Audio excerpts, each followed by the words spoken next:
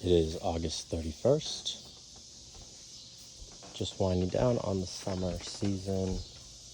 This is our herb garden. It's starting to wind down, they're reaching maturity. A lot of them started to bolt, but we've been picking the flowers before they bloom just in order to keep them growing up.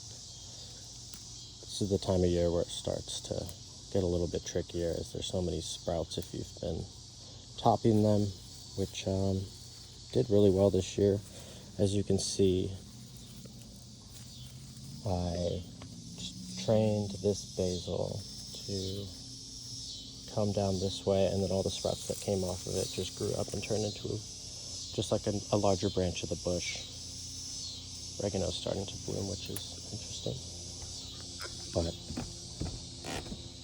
today we started to plant our fall crops, and I think the majority of what we planted were brassicas in the brassica family. We have kale, broccoli, Brussels sprouts, cauliflower, stuff of that nature. But this is the wildflower berm.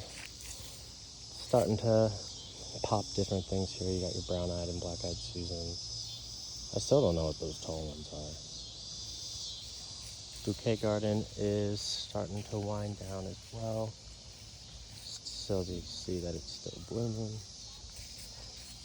Gourds are starting to slow down, and as you can see, we tore out all of the tomatoes and tomatillos.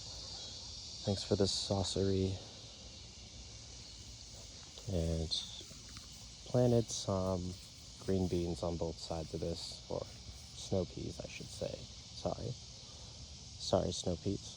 Here we have our eggplant starting to bloom. We only did one this year, just because last year we planted 2 or 3, and it's just too much eggplant. No such thing as too much eggplant, right?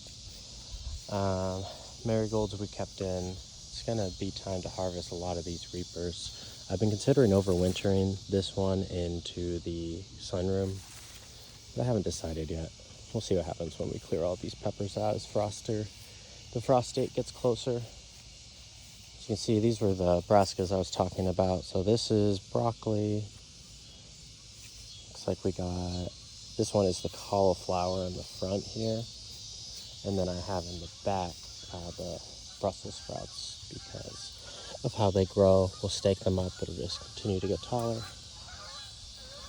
The pumpkins and the squash and everything are starting to die out, as you can see, partially from disease, spread from different types of pests, but also just because it's that time of year. It's getting pretty close to some of these different watermelons. Have a couple different types growing, but yeah, as you can see, a lot of the watermelon vines, all the vining vegetables are dying excuse me, in that berm, but this berm is still just blooming.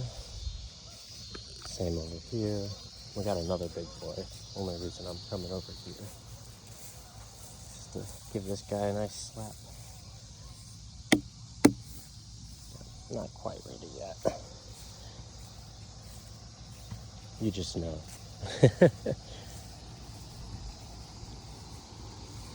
Looks like that's the milkweed. That's doing great. You can see that here after it's been pollinated. Cranberry. This is all sweet potato.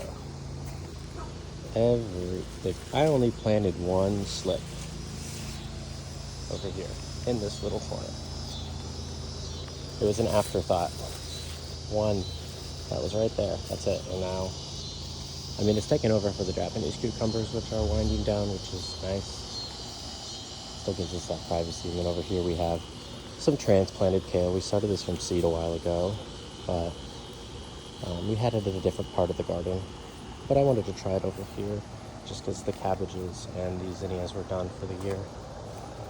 We planted new cabbage. This is a type of type of Chinese red cabbage. And it's going to grow similar to Napa. But yeah, that's where we're at right now.